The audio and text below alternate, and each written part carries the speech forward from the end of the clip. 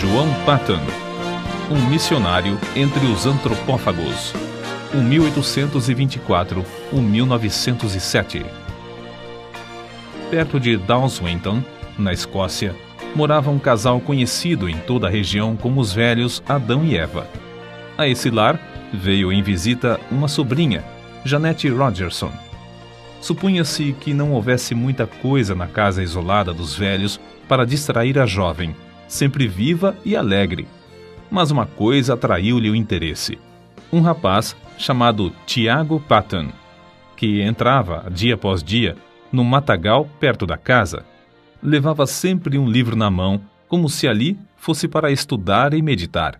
Certo dia, a moça, vencida pela curiosidade, entrou furtivamente por entre as árvores e espiou o rapaz recitando os sonetos evangélicos de Erskine. A sua curiosidade tornou-se em santa admiração quando o jovem, deixando o chapéu no chão, ajoelhou-se debaixo de uma árvore para derramar a alma em oração perante Deus. Ela, espírito de brincalhona, avançou e pendurou o chapéu em um galho que estava próximo.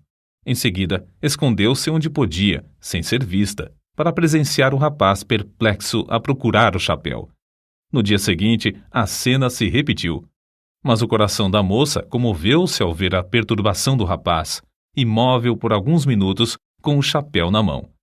Foi assim que ele, ao voltar no dia seguinte ao lugar onde se ajoelhava diariamente, achou, preso na árvore, um cartão que continha os seguintes dizeres: a pessoa que escondeu seu chapéu confessa-se sinceramente arrependida de tê-lo feito e pede que ore, rogando a Deus que a torne crente tão sincera como o Senhor. O jovem fitou por algum tempo o cartão, esquecendo-se completamente naquele dia dos sonetos. Por fim, tirou o cartão da árvore. No momento em que se reprovava e a sua estupidez por não saber que fora um ser humano quem escondera o chapéu 2 vezes, viu passar por entre as árvores, na frente da casa do velho Adão, uma moça, balde na mão, cantando um hino escocês. Naquele instante, o moço sabia, por instinto divino, que a visita angélica que invadira seu retiro de oração fora a gentil e hábil sobrinha dos velhos Adão e Eva. Tiago Patton ainda não conhecia Jeanette Rogerson, mas ouvira falar nas suas extraordinárias qualificações intelectuais e espirituais. É provável que Tiago Patton começasse a orar pela jovem, mas num sentido diferente daquele que ela pedira. De qualquer forma, a moça furtara não somente o chapéu do rapaz, mas também o seu leal coração. Um furto que resultou, por fim, no casamento dos dois. Tiago Patton, fabricante de meias no condado de Dumfries, e sua esposa Jeanette andavam, como Zacarias e Isabel na antiguidade, irrepreensíveis perante o Senhor. Ao nascer-lhes o primogênito, deram-lhe o nome de João, dedicando-o solenemente a Deus, com oração, para ser missionário aos povos que não tinham oportunidade de conhecer a Cristo. Entre a casa própria em que morava a família dos Patton e a parte que servia de fábrica havia um pequeno aposento. Acerca desse quarto, John Patton escreveu: era o santuário de nossa humilde casa. Várias vezes ao dia, geralmente depois das refeições, o nosso pai entrava nesse quarto e, fechada a porta, orava. Nós, seus filhos, compreendíamos, como se fosse por instinto espiritual, que se derramavam orações por nós, como fazia na antiguidade o sumo sacerdote, quando entrava no Santo dos Santos em favor do povo. De vez em quando, se ouvia o eco de uma voz em tons de quem suplica pela vida. Passávamos pela porta nas pontinhas dos pés, de modo a não perturbar a santa e íntima conversação. O mundo lá fora não sabia de onde vinha o gozo que brilhava no rosto de nosso pai, mas nós, seus filhos, o sabíamos. Era um reflexo da presença divina, que era sempre uma realidade para ele na vida cotidiana. Nunca espero, quer num templo, quer nas serras, quer nos vales, sentir Deus mais perto, mais visível, andando e conversando mais intimamente com os homens do que naquela humilde casa coberta de palha. Se por uma catástrofe indizível tudo quanto pertence à religião fosse apagado da memória, Minha alma reverteria de novo ao tempo da minha mocidade. Ela fechar-se-ia naquele santuário, e ao ouvir novamente os ecos daquelas súplicas a Deus, lançaria para longe toda a dúvida com este grito vitorioso: meu pai andava com Deus, por que não posso eu também andar?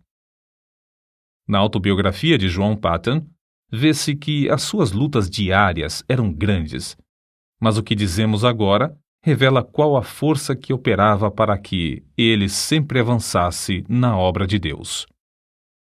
Antes, realizava-se culto doméstico na casa de meus avós somente aos domingos, mas meu pai convenceu primeiro a minha avó a orar, ler um trecho da Bíblia e cantar um hino diariamente, pela manhã e à noite. Depois, todos os membros da família seguiram esse costume. Foi assim que meu pai começou, aos 17 anos de idade, o bendito costume de fazer cultos matutinos e vespertinos em casa. Costume que observou, talvez sem uma única exceção, até se achar no leito de morte com 77 anos de idade. No último dia da sua vida, uma passagem das Escrituras foi lida e ouviu-se sua voz na oração. Nenhum dos filhos se recorda de um só dia que não fosse assim santificado. Muitas vezes havia pressa em atender a um negócio. Inúmeras vezes chegavam os amigos. Mas nada impedia que nos ajoelhássemos em redor do altar familiar enquanto o sumo sacerdote dirigia as nossas orações a Deus e se oferecia a si mesmo e a seus filhos ao mesmo Senhor. A luz de tal exemplo era uma bênção, tanto para o próximo como para a nossa família. Muitos anos depois, contaram-me que a mais depravada mulher da vila, uma mulher da rua, declarou que a única coisa que evitou o seu suicídio foi que, numa noite escura, perto da janela da casa de meu pai, ouviu-o implorando no culto doméstico que Deus convertesse o ímpio do erro do seu caminho e o fizesse luzir como uma joia na coroa do Redentor. Vi, disse ela, como eu, era um grande peso sobre o coração desse bom homem e sabia que Deus responderia à sua súplica. Foi por causa dessa certeza que não entrei no inferno e que achei o único Salvador. Por meio desse ocorrido, a mulher foi salva e transformada pela graça divina. Não é de admirar que, em tal ambiente, 3 dos 11 filhos de Tiago Paton, João, Walter e Tiago, fossem constrangidos a dar suas vidas à obra mais gloriosa, a de ganhar almas. Não julgamos estar esse ponto completo sem lhe acrescentar mais um trecho dessa autobiografia. Até que ponto fui impressionado nesse tempo pelas orações de meu pai, não posso dizer. Nem ninguém pode compreender. Quando de joelhos e todos nós ajoelhados em redor dele no culto doméstico, ele derramava toda a sua alma em oração com lágrimas, não só por todas as necessidades pessoais e domésticas, mas também pela conversão da parte do mundo onde não havia pregadores para servirem a Jesus.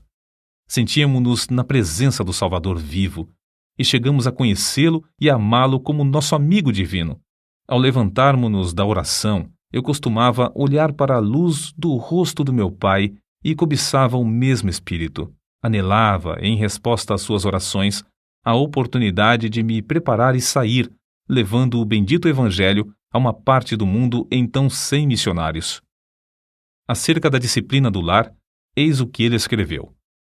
Se houvesse algo realmente sério para corrigir, meu pai se retirava primeiramente para o quarto de oração, e nós compreendíamos que ele levava o caso a Deus. Essa era a parte mais severa do castigo, para mim. Eu estava pronto a encarar qualquer penalidade, mas o que ele fazia penetrava na minha consciência como uma mensagem de Deus. Amávamos ainda mais o nosso pai ao ver o quanto tinha de sofrer para nos castigar, e de fato tinha muito pouco a nos castigar, pois dirigia a todos nós, 11 filhos, muito mais pelo amor do que pelo temor. Por fim, chegou o dia em que João tinha de deixar o lar paterno. Sem o dinheiro para a passagem e com tudo o que possuía, inclusive uma Bíblia embrulhada num lenço, saiu a pé para trabalhar e estudar em Glasgow. O pai o acompanhou até uma distância de 9 quilômetros. No último quilômetro, antes de se separarem um do outro, os dois caminhavam sem poder falar uma só palavra, Mas o filho sabia, pelo movimento dos lábios do pai, que este orava em seu coração por ele. Chegando ao lugar combinado onde se separariam, o pai balbuciou: Deus te abençoe, meu filho. O Deus de teu pai te prospere e te guarde de todo mal. Depois de se abraçarem, o filho saiu correndo, enquanto o pai, em pé no meio da estrada, imóvel, com o chapéu na mão e lágrimas correndo pelas faces, continuava a orar em seu coração. Alguns anos depois, o filho testificou de que essa cena, gravada na sua alma, o estimulava como um fogo inextinguível a não desapontar o pai no que esperava dele, seu filho, que seguisse o seu bendito exemplo de andar com Deus. Durante os 3 anos de estudos em Glasgow, apesar de trabalhar com as próprias mãos para se sustentar, John Paton, no gozo do Espírito Santo, fez uma grande obra na seara do Senhor. Contudo, soava-lhe constantemente aos ouvidos o clamor dos selvagens nas ilhas do Pacífico, e isso foi, antes de tudo, o assunto que ocupava as suas meditações e orações diárias. Havia outros para continuar a obra que fazia em Glasgow, mas quem desejava levar o Evangelho a esses pobres bárbaros? Ao declarar sua resolução de trabalhar entre os canibais das Novas Hébridas, quase todos os membros da sua igreja se opuseram à sua saída. Um muito estimado irmão assim se exprimiu: entre os antropófagos, será comido por eles. A isso, John Paton respondeu: o irmão é muito mais velho que eu, breve será sepultado e comido por vermes. Declaro ao irmão que, se eu conseguir viver e morrer servindo ao Senhor Jesus e honrando o seu nome, não me importarei ser comido por antropófagos ou por vermes. No grande dia da ressurreição, o meu corpo se levantará tão belo como o seu, na semelhança do Redentor ressuscitado. De fato, as Novas Hébridas haviam sido batizadas com sangue de mártires. Os 2 missionários, William e Harris, enviados para evangelizar essas ilhas, poucos anos antes desse tempo, foram mortos a cacetadas, e seus cadáveres cozidos e comidos. Os pobres selvagens não sabiam que assassinavam seus amigos mais fiéis. Assim, os crentes em todos os lugares, ao receberem as notícias do martírio dos 2, oraram com lágrimas por esses povos. E Deus ouviu as súplicas, chamando, entre outros, a John Paton. Mas a oposição à sua saída era tal que ele resolveu escrever a seus pais e, pela resposta, veio a saber que eles o haviam dedicado para tal serviço no dia do seu nascimento. Desde esse momento, John Paton não mais duvidou da vontade de Deus e assentou no seu coração gastar a vida servindo aos indígenas das ilhas do Pacífico. O nosso herói conta muitas coisas de interesse acerca da longa viagem à vela para as Novas Hébridas. Quase no fim da viagem, quebrou-se o mastro do navio. As águas os levavam lentamente para Tana, uma ilha de antropófagos onde a bagagem teria sido saqueada e todos a bordo cozidos. Contudo, Deus ouviu suas súplicas e os fizeram alcançar uma outra ilha. Alguns meses depois, foram à mesma ilha de Tana, onde conseguiram comprar o terreno dos silvícolas e edificar uma casa. Comove o coração ler que construíram a casa sobre os mesmos alicerces lançados pelo missionário Turner 15 anos antes, o qual teve de fugir da ilha para escapar de ser morto e comido pelos selvagens. Acerca da sua primeira impressão sobre o povo, Paton escreveu: fui levado ao maior desespero. Ao vê-los na sua nudez e miséria, senti tanto horror como compaixão. Eu tinha deixado a obra entre os amados irmãos em Glasgow, obra em que sentia muito gozo para dedicar-me a criaturas tão degeneradas. Perguntei-me a mim mesmo: é possível ensiná-las a distinguir entre o bem e o mal e levá-las a Cristo ou mesmo a civilizá-las? Mas tudo isso eram apenas sentimentos passageiros. Logo senti um desejo tão profundo de levá-los ao conhecimento e amor de Jesus como jamais sentira quando trabalhava em Glasgow. Antes de completar a casa em que o casal Paton iria morar, houve uma batalha entre 2 tribos. As mulheres e crianças fugiram para a praia, onde conversavam e riam ruidosamente, como se seus pais e irmãos estivessem ocupados em algum trabalho pacífico. Mas, enquanto os selvagens gritavam e se empenhavam em conflitos sangrentos, os missionários entregavam-se à oração por eles. Os cadáveres dos mortos foram levados pelos vencedores a uma fonte de água fervente, onde foram cozidos e comidos. À noite ainda se ouvia pranto e gritos prolongados nas vilas em redor. Os missionários foram informados de que um guerreiro, ferido na batalha, acabara de morrer em casa. A sua viúva foi estrangulada imediatamente, conforme o costume, para que o seu espírito acompanhasse o do marido e lhe continuasse a servir de escrava. Os missionários, então, nesse ambiente da mais repugnante superstição, da mais baixa crueldade e da mais flagrante imoralidade, esforçavam-se para aprender a usar todas as palavras possíveis desse povo que não conhecia a escrita. Anelavam falar de Jesus e do amor de Deus a esses seres que adoravam árvores, pedras, fontes, riachos, insetos, espíritos dos homens falecidos, relíquias de cabelos e unhas, astros, vulcões, etc. A esposa de Patton era uma ajudadora esforçada e, dentro de poucas semanas, reuniu 8 mulheres da ilha a quem instruía diariamente. 3 meses depois da chegada dos missionários à ilha, a esposa de Patton faleceu de malária e 1 mês depois, o filhinho também morreu. Quem pode avaliar as saudades de Patton durante os anos que trabalhou sem ajudadora em Tana? Apesar de quase haver morrido também da mesma enfermidade, de os crentes insistirem para que voltasse à sua terra e de os indígenas fazerem plano após plano de matá-lo, esse herói permaneceu orando e trabalhando fielmente no posto onde Deus o colocara. Um templo foi construído e um bom número se congregava para ouvir a mensagem divina.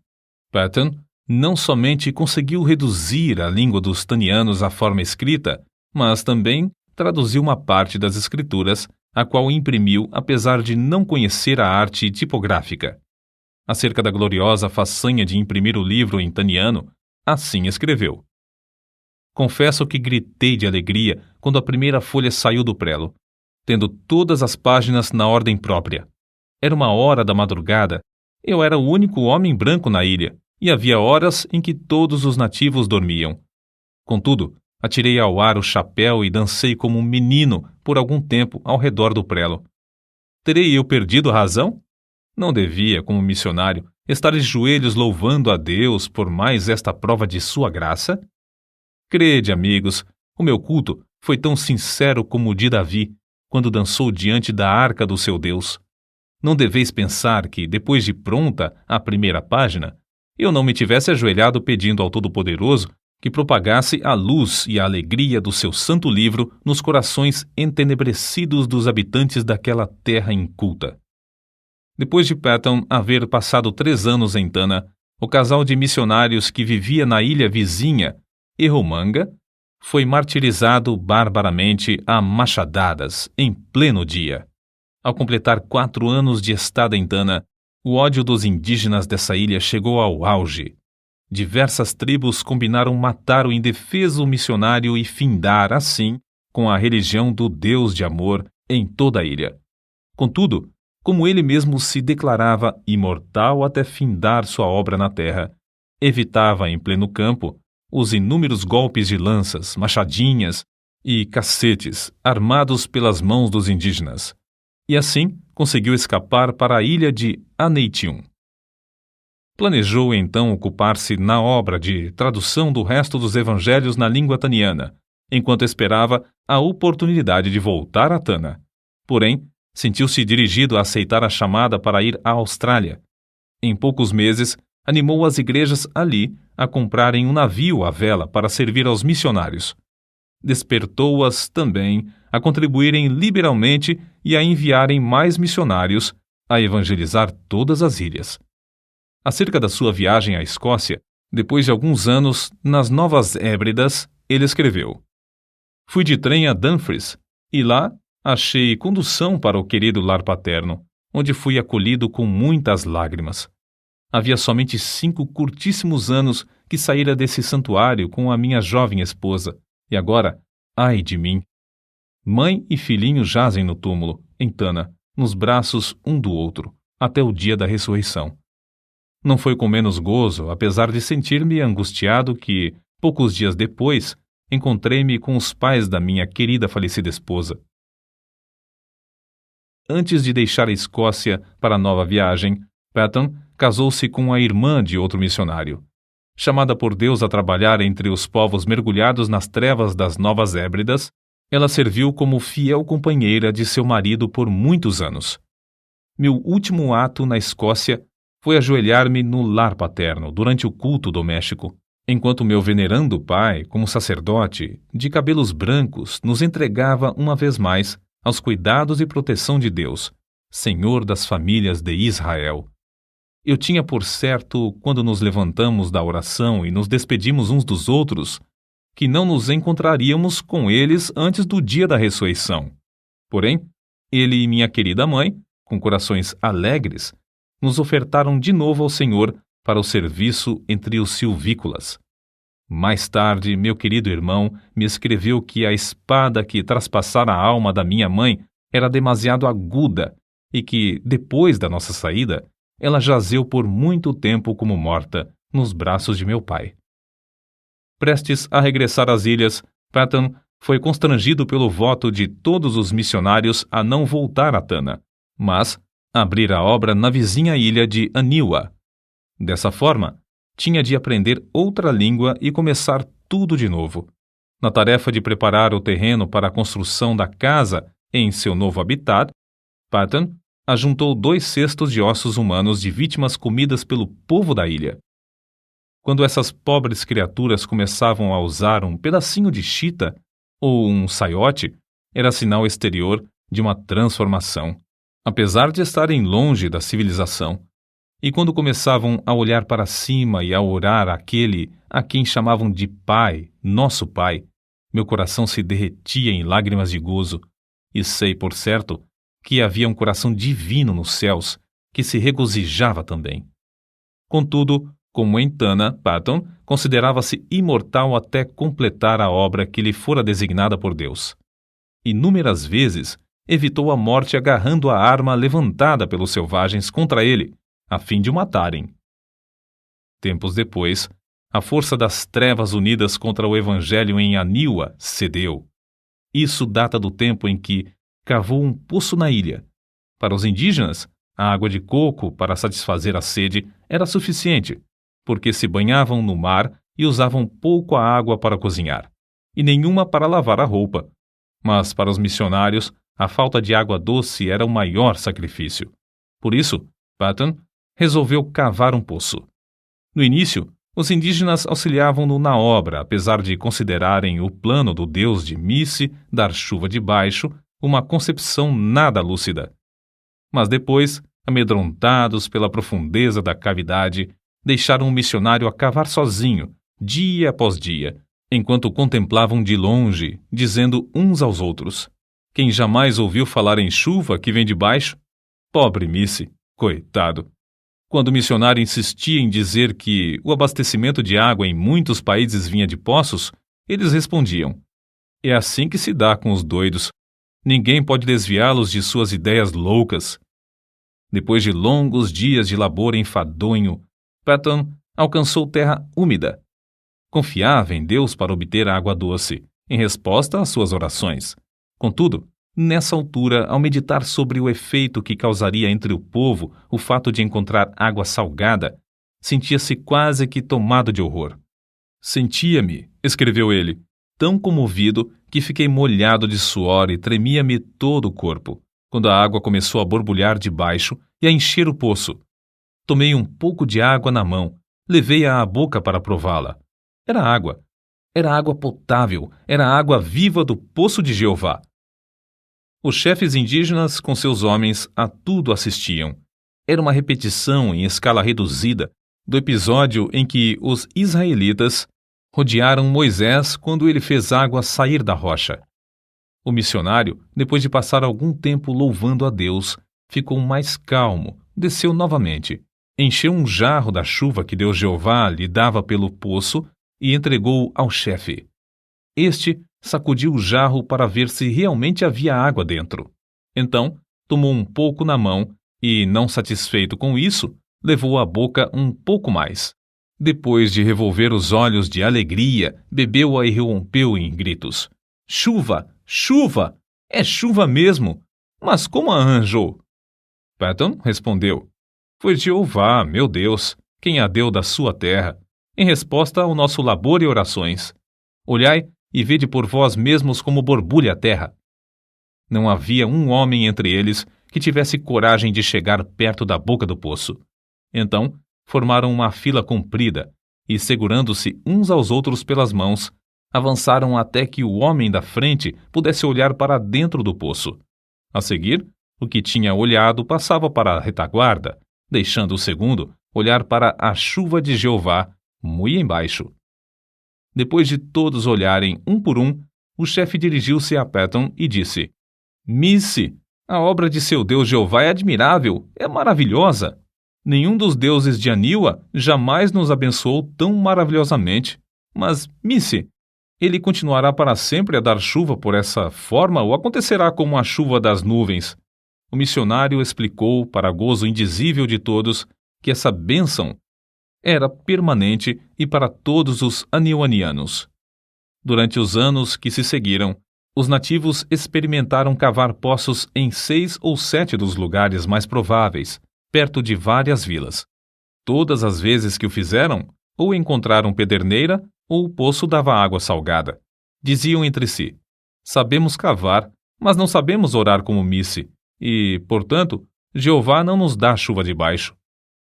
Num domingo, depois que Patton alcançou a água do poço, o chefe Namakei convocou o povo da ilha. Fazendo seus gestos com a machadinha na mão, dirigiu-se aos ouvintes da seguinte maneira: Amigos de Namakei, todos os poderes do mundo não podiam obrigar-nos a crer que fosse possível receber chuva das entranhas da terra, se não a tivéssemos visto com os próprios olhos e provado com a boca. Desde já, meu povo, devo adorar ao Deus que nos abriu o poço e nos dá chuva de baixo. Os deuses de Aniwa não podem socorrer-nos como o Deus de Missy. Para todos sempre, sou um seguidor de Deus Jeová. Todos vós que quiserdes fazer o mesmo, tomai os ídolos de Aniwa, os deuses que nossos pais temiam, e lançai-os aos pés de Missy. Vamos a Missy para ele nos ensinar como devemos servir a Jeová, que enviou seu filho Jesus para morrer por nós e nos levar aos céus. Durante os dias que se seguiram, grupo após grupo dos silvícolas, alguns com lágrimas e soluços, outros aos gritos de louvor a Jeová, levaram seus ídolos de pau e pedra perante o missionário.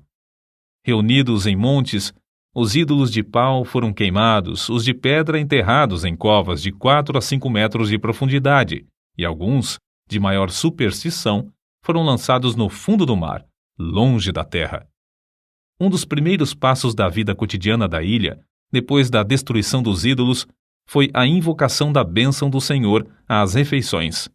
O segundo passo, uma surpresa maior e que também encheu o missionário de gozo, foi um acordo entre eles de fazer culto doméstico de manhã e à noite. Sem dúvida, esses cultos eram misturados por algum tempo com muitas das superstições do paganismo. Mas Patton traduziu as escrituras, imprimiu-as na língua aniwaniana e ensinou o povo a lê-las. A transformação do povo da ilha foi uma das maravilhas dos tempos modernos. Como arde o coração ao ouvir acerca da ternura que o missionário sentia para com esses amados filhos na fé, e do carinho com que esses, outrora cruéis selvagens que comiam carne humana, mostravam para com o missionário. Que o nosso coração arda também para ver a mesma transformação dos milhares de indígenas no interior de nosso querido Brasil. Patton descreveu a primeira ceia do Senhor com as seguintes palavras: ao colocar o pão e o vinho nas mãos, outrora manchadas do sangue da antropofagia, agora estendidas para receber e participar dos emblemas do amor do Redentor, antecipei o gozo da glória até o ponto de o coração não suportar mais. É-me impossível experimentar delícia maior antes de eu poder fitar o rosto glorificado do próprio Senhor Jesus Cristo. Deus não somente concedeu ao nosso herói o indizível gozo de ver os anionianos evangelizando as ilhas vizinhas, mas também de ver seu próprio filho, Frank Patton, e esposa, morando na ilha de Tanna e dando prosseguimento à obra que ele começara com maior sacrifício. Foi com a idade de 83 anos que João G. Patton ouviu a voz de seu precioso Jesus chamando-o para o lar eterno. Quão grande o seu gozo, não somente ao reunir-se aos seus queridos filhos das ilhas do sul do Pacífico que entraram no céu antes dele, mas também saudar com um bem-vindo os demais quando chegarem ali, um por um.